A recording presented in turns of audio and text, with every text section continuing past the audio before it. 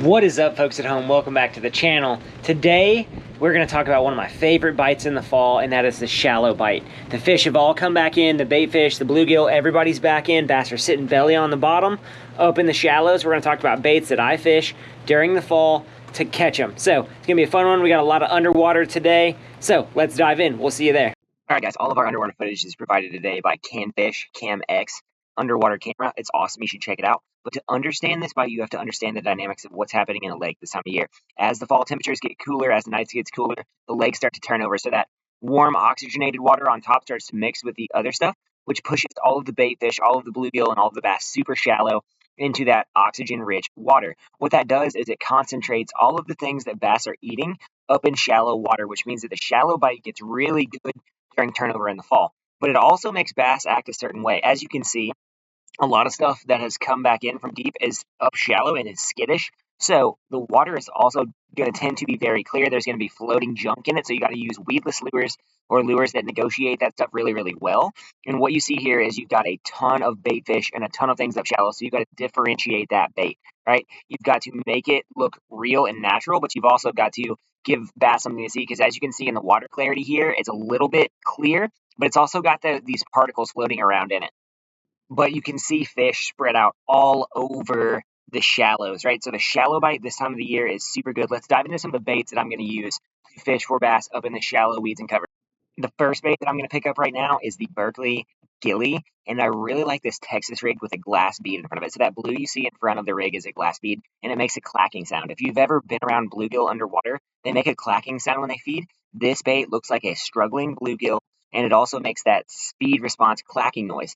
And being that the water clarity is great, this is a super duper realistic bait, but it also has a nice profile on it. So as you drag it through those weeds, it looks like a struggling bluegill.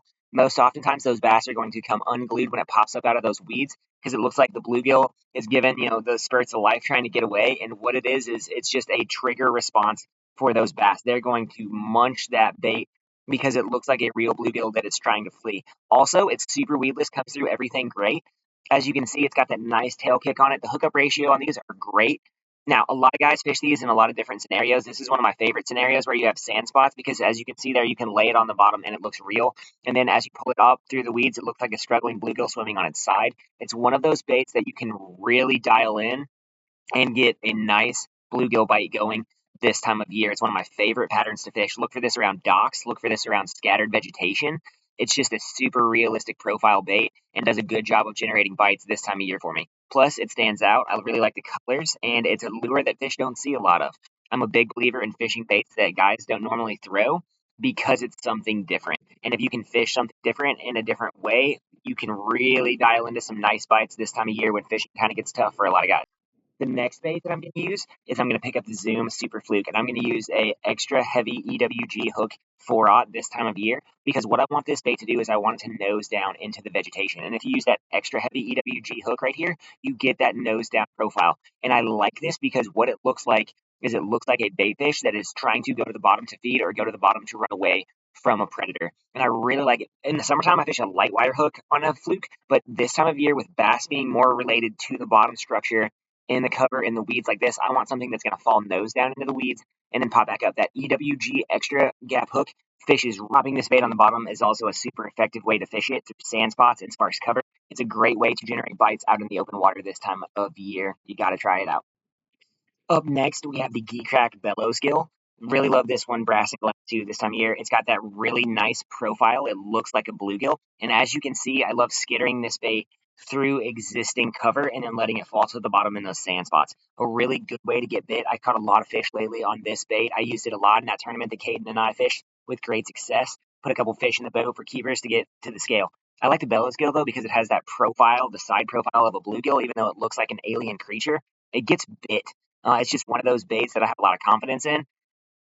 Now, swimming it through weeds, swimming it through these situations right here is perfect, because as you can see, it comes through all of this cover really nicely. Then you let it fall in those sand spots where those bass are belly on the bottom. This is a bait that you can get bit when a lot of other baits won't get bit. It's also a way that you can power fish through some hard times, because I throw this bait on a bait caster. I'm throwing this on a 1/4 ounce weight with glass bead, and it is literally going to get the same amount of bites as a Ned rig, but it's also going to get those bigger and better improved bites.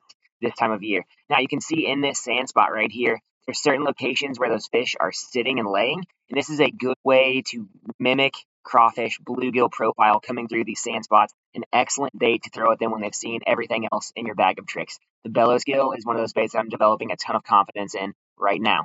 Next up here, we have the Bronco Bug, which is a Rapala Crush City bait. I really like this because it's a positive buoyancy bait. You get a lot of stand-up action, and you get secondary action from those legs on the fall. When it hits the bottom, it leaves a nice bottom profile. You know, we've talked about in our other videos how we like baits that give that realistic movement and action, especially in water disturbance profile on the bottom. Crush City did a really good job of looking at that as a big option. And this is a bait that moves a lot of water. As you can see, if you fish it actively through, it's going to leave a big wake trail. I like to fish this bait in off-colored water. It's just a bait that is a big profile. If you're looking for a bigger bite, this is a bait that you can pick up to use.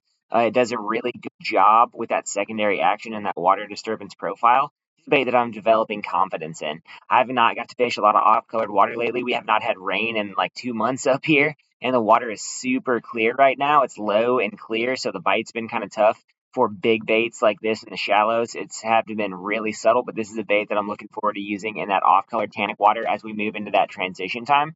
It's going to be a really good flipping bait for us. Folks, you just saw that positive buoyancy baits are going to matter a great deal this time of year because they slow that fall down. The Fluke is another killer this time of year, along with that Nessie and that Gilly and all of those Berkley baits that have that real powerful scent trail to them. So, fish baits that hit the bottom, make sure that you're covering water, right? In the fall, I'm going to cover from all the way down into that lake all the way down here, and I'm gonna catch fish in between. I'm gonna keep that motor on high. I'm gonna keep it rolling. Make sure you're covering water. Make sure you're fishing baits that contact the bottom because that's where the fish are sitting. Fish those potholes, fish those sprays, and literally you're gonna catch fish. You just gotta cover water. Try it, you won't be disappointed. Thanks for hanging out with us today, guys. We'll see you next time.